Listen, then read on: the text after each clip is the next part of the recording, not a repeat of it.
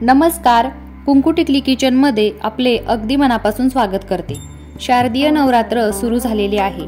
नवरात्रीमध्ये आपल्या कुलदेवीची तसंच घरात जो घट बसवलेला असतो त्यांची ओटी भरण्याची पद्धत असते।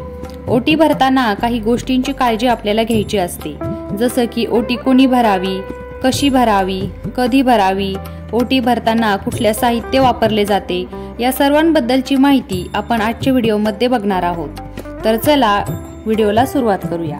सर्वात पहिले मी एक सांगू इच्छिते की ओटी भरण्याची पद्धत ही प्रत्येक भागामध्ये वेगवेगळी असते, त्यामुळे मी आमच्या भागामध्ये जी पद्धत आम्ही वापरतो तेच मी आज तुमच्यासोबत शेअर करणार आहे। काहींना ते चुकीचे वाटते तर ते लगेच कमेंट करतात की हे असं का, ते तसं का, परंतु भागाभागानुसार ही पद्धत वेगवेगळी असू शकते। आमच्या भागामध्ये आम्ही ज्या प्रकारे ओटी भरतो तीच पद्धत मी आज तुमच्यासोबत शेअर करणार आहे। तर चला व्हिडिओला सुरुवात करूया।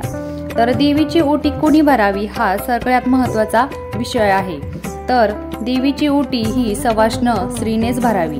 जर सवाष्ण स्त्री ही एकदम वयोवृद्ध असेल तर त्यांनी देवीची ओटी तयार करावी आणि एखाद्या पुरुषाकडे किंवा एखाद्या दुसऱ्या स्त्रीकडे देऊन देवीची ओटी भरली तरी देखील चालते।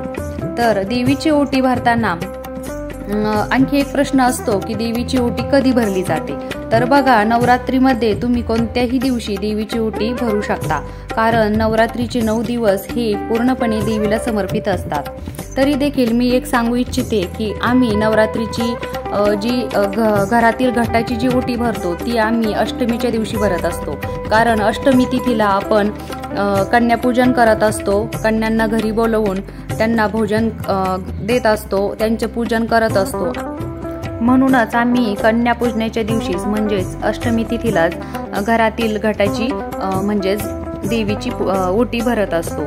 आणि नवरात्रीच्या 9 दिवसामध्ये अगदी कुठल्याही दिवशी आपण आपल्या कुलदेवीला जात असतो, तर कुलदेवीला गेल्यानंतर आपण त्या ठिकाणी देवीची ओटी भरू शकतो। तर बघा, देवीची ओटी भरताना साडी कोणती घ्यावी याविषयी देखील आपण थोडक्यात माहिती पाहूया। तसं पाहिलं तर आपण यथाशक्तीनुसार कुठलीही साडी आपण घेऊ शकतो, अगदी 6 वारी घेऊ शकतो किंवा 9 वारी घेऊ शकतो।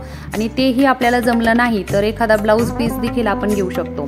फक्त एवढंच की ब्लाऊज पीस असो किंवा 9 वारी साडी असो किंवा 6 वारी साडी असो, ती अशी घ्यावी की जेणेकरून त्याचा उपयोग होईल। कारण जेव्हा आपण घरातील घटाची ओटी भरतो तेव्हा जे साहित्य आपण ओटीमध्ये घेतलेलं असतं, साडी किंवा इतर जे साहित्य, तर ते स्वतः आपण वापरत असतो, त्यामुळे आपण ते नेहमी चांगलं घ्यावं। आणि कुलदेवीला जेव्हा आपण जातो तेव्हा आपण त्या ठिकाणी देखील आपण घरातून जर ओटीचं सामान नेणार असेल तर शक्यतो साडी ही चांगलीच घ्यावी, कारण देवीला ती नेसली जाईल किंवा मंदिरातर्फे ती साडी एखाद्या गरीब स्त्रीला जाऊ शकते किंवा त्याचा उपयोग चांगल्या ठिकाणी होऊ शकतो, त्यामुळे आपण साडी ही चांगलीच घ्यावी। जेव्हा आपण आपल्या कुलदेवीला जातो तेव्हा मंदिराच्या बाहेर आपल्याला हे ओटीचं संपूर्ण साहित्य देखील मिळत असतं। त्यामध्ये साडी, चोळी, नारळ आणि इतर जे साहित्य लागतं ते सर्व साहित्य त्या ठिकाणी उपलब्ध असतं। आपण घरातून हे ओटीचं साहित्य न्यायला विसरलो तर मंदिराच्या बाहेर आपल्याला हे साहित्य सहजपणे उपलब्ध होतं। ते साहित्य घेऊन आपण आपल्या कुलदेवीची ओटी भरू शकतो। तर हे ओटीच्या साहित्य मध्ये कुठल्या गोष्टी असाव्यात किंवा हे ओटीचं संपूर्ण ताट कसं तयार केलं जातं याबद्दल आता आपण पाहणार आहोत। तर चला व्हिडिओला सुरुवात करूयात। आणि तुम्ही जर चॅनलवर नवीन असाल तर चॅनलला सबस्क्राईब करायला विसरू नका।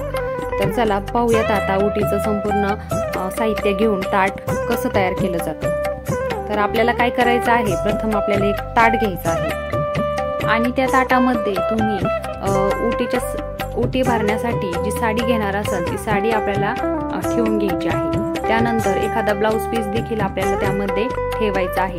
साडीला ब्लाऊज पीस असतो परंतु तरी देखील आपल्याला एक ब्लाऊज पीस ठेवायचा आहे।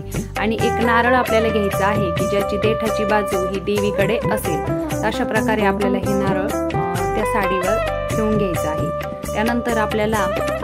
त्यानंतर आपल्याला एक खोबऱ्याची वाटी घ्यायची आहे, त्यामध्ये हळकुंड, सुपारी, खारीक आणि जो पूजेचा बदाम असतो तो आपल्याला घ्यायचा आहे आणि ते देखील आपल्याला ओटीच्या साहित्यावर ठेवून घ्यायचं आहे। त्यानंतर तुम्ही देवीच्या मेकअपसाठी जे साहित्य म्हणतो आपण ते सर्व आपल्याला घ्यायचं आहे। त्यामध्ये तुम्ही हिरव्या कलरच्या बांगड्या घेऊ शकता, त्याचबरोबर तुम्ही टिकलेचं पॉकेट किंवा डब्बी घेऊ शकता, तुमच्या यथाशक्तीनुसार तुम्हाला जे साहित्य त्यामध्ये ठेवायचं असेल ते तुम्ही ठेवू शकता। तर मी या ठिकाणी बघा हळद आणि कुंकवाचं जे पात्र असतं ते देखील घेतलेलं आहे आणि ते आपल्याला रिकामं न ठेवता त्यामध्ये हळद आणि कुंक भरूनच ठेवायचं आहे। त्याचबरोबर तुम्ही बांगडी घेऊ शकता, लिपस्टिक घेऊ शकता, एखादं फूल तुम्ही ठेवू शकता, त्याचबरोबर तुम्ही सिंदूर ठेवू शकता, नेल पॉलिश ठेवू शकता। तुमच्या यथाशक्तीनुसार तुम्ही ते ठेवायचं आहे आणि त्यानंतर तुम्ही दक्षिणा म्हणून तुमच्या इच्छेने जेवढे पैसे तुम्हाला ठेवायचे असतील ते तुम्ही या ओटीच्या साहित्यावर ठेवू शकता। त्यानंतर आपल्याला एक फळ देखील या साहित्यांमध्ये ठेवून घ्यायचं आहे। तर फळ तुम्ही कुठलंही घेऊ शकता आणि जे श्रीफळ आहे ते कंपल्सरी आपल्याला घ्यायचंच आहे। त्यानंतर तुम्ही देवीला एखादी वेणी अर्पण करू शकता किंवा गजरा अर्पण करू शकता। तर मी व्हिडिओमध्ये तुम्हाला दाखवण्यासाठी जो आर्टिफिशियल गजरा असतो तो ठेवलेला आहे। त्याचबरोबर तुम्ही एखादं फूल देखील देवीला अर्पण करू शकता। जर ह्या ज्या गोष्टी आहेत की त्या तुम्ही तुमच्या यथाशक्तीनुसार त्यामध्ये ॲड करू शकता। आता आपल्याला या संपूर्ण साहित्यावर तांदूळ अर्पण करायचे आहेत की जे ओटीतला खूप महत्त्वाचा असा भाग आहे। तर तांदूळ घेताना तुम्ही 2 हातामध्ये घ्यायचा आहे आणि 3 वेळेस आपल्याला हे तांदूळ या ओटीवर अर्पण करायचे आहेत। तर काही भागामध्ये हे 5 वेळेस अर्पण केले जातात, परंतु आमच्या इकडे असे 2 हातामध्ये तांदूळ घेऊन ते 3 वेळेस ओटीच्या साहित्यावर टाकले जातात। तर ही ओटी आपली आता तयार झालेली आहे। तर आता आपल्याला काय करायचं आहे की ही ओटी घेऊन जायचं आहे आणि देवी समोर उभा राहायचं आहे। अगोदर आपल्याला या श्रीफळावर किंवा या साहित्यावर आपल्याला हळद आणि कुंकू वाहून घ्यायचं आहे। त्यानंतर आपल्याला हे ताट हातात घ्यायचं आहे आणि आपल्याला एक देवीच्या समोर उभा राहून हे ताट आपल्या छातीसमोर असेल अशा पद्धतीत आपल्याला हे ताट घेऊन 3 वेळेस आपल्याला हे ताट खाली टेकवायचं आहे। म्हणजे 2 वेळेस टेकवायचं आहे आणि तिसऱ्यांदा आपल्याला हे ताट देवी समोर ठेवायचं आहे। म्हणजेच ही ओटी आपल्याला देवीला अर्पण करायची आहे। ओटी अर्पण केल्यानंतर आपल्याला देवीला नमस्कार करायचा आहे आणि आपल्याला देवीला सांगायचं आहे की मी माझ्या यथाशक्तीनुसार तुला आज हे ओटीचं साहित्य अर्पण करत आहे किंवा ही ओटी मी आज तुझी भरत आहे, तर तू याचा स्वीकार कर। अशा पद्धतीत आपल्याला देवीला विनवणी करायची आहे। आणि तर अशा प्रकारे पारंपरिक पद्धतीने आपल्याला देवीची ओटी या नवरात्रीमध्ये भरायची आहे। तर ओटी कशी भरावी, कोणी भरावी, ओटीच्या साहित्यामध्ये काय काय असावे याबद्दलची संपूर्ण माहिती आपण आजच्या व्हिडिओमध्ये पाहिलेली आहे।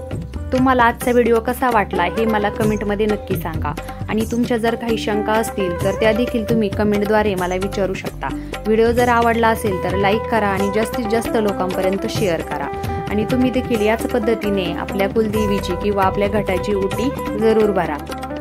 भेटूयात पुन्हा नवीन आणि छानशा व्हिडिओ सोबत। तोपर्यंत धन्यवाद।